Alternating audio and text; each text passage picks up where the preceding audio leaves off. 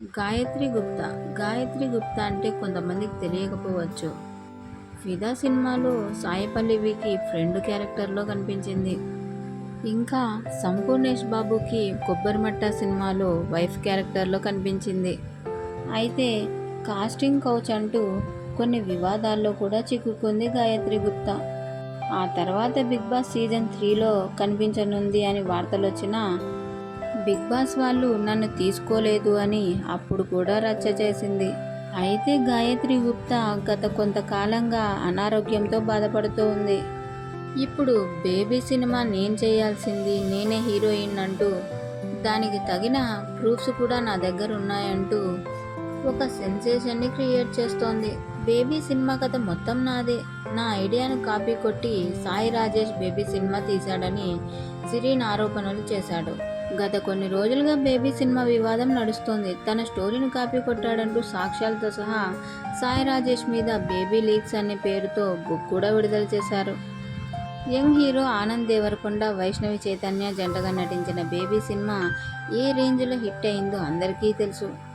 అయితే డైరెక్టర్ సాయి రాజేష్ దర్శకత్వం వహించిన ఈ సినిమాపై short films director, cinema photography సిరీన్ శ్రీరామ్ షాకింగ్ కామెంట్స్ చేసిన సంగతి తెలిసిందే. బేబీ సినిమా కథను ముందుగా సిరీన్ ప్రేమించొద్దు అనే పేరుతో రాసుకున్నారని సాక్ష్యాలతో సహా బయటపెట్టింది.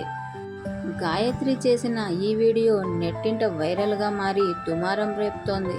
అయితే గాయత్రిని ప్రేమించొద్దు సినిమాకు హీరోయిన్గా అనుకున్నారట.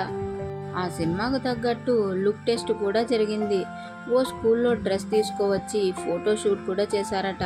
ఆ ఫోటోలను నేను సాయి రాజేష్కు పంపించాను. మొత్తం బేబీ సినిమాలో కాపీ కొట్టాడు. ట్రైలర్ విడుదలయ్యాక చూసి షాక్ అయ్యాను. సాయి రాజేష్తో నాకు ఇబ్బంది రావడం కొత్తేమీ కాదు. అతడు డైరెక్ట్ చేసిన కొబ్బరిమట్ట సినిమాలో నేను నటించాను. అప్పుడు కూడా నన్ను ఇబ్బంది పెట్టాడు అంటూ చెప్పుకొచ్చింది.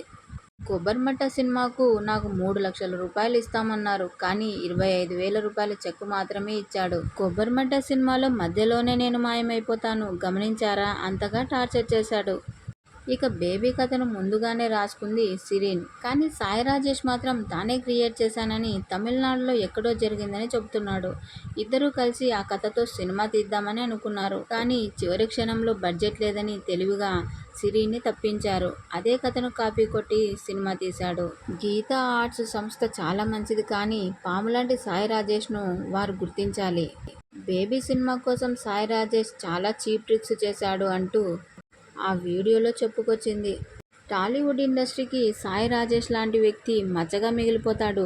సిరీన్ శ్రీరామ్కు న్యాయం జరగాలి అంటూ కామెంట్స్ చేసింది గాయత్రి గుప్తా.